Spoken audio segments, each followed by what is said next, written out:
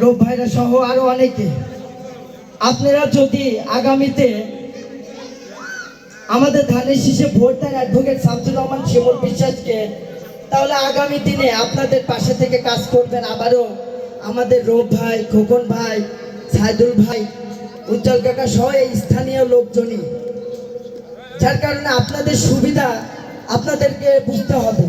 একটা কথা আছে যে নিজের ভালো পাগলও বোঝে।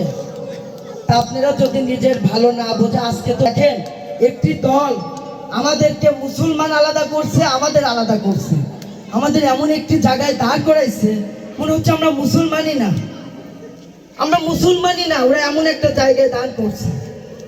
একজন জামাতের ভাই এসে আমাদের প্রমাণ করুক যে আমরা জামাতে ভোট দিলে, দাঁড়িপাল্লায় ভোট দিলে জান্নাতে চলে যাব। এখানে সবার সামনে কথা দিচ্ছে আমরা সবাই দাঁড়িপাল্লাতেই ভোট দিব। দিক তারা এরকম একটা প্রমাণ দিক। এই মিথ্যা অপপ্রচার তারা চালাচ্ছে, ইসলাম নিয়ে ব্যবসা করতেছে, এটা মোটেও কাম্য না।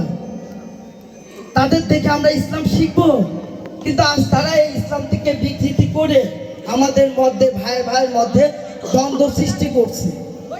এটা উচিত না। যার কারণে আমরা সবাই সচেতন মানুষ, সবাই সব কিছু বুঝি। এই যুগে মানুষকে এত বোকা বানানো সম্ভব না। আমি শুধু একটি গল্প বলে আমার বক্তব্য শেষ করব।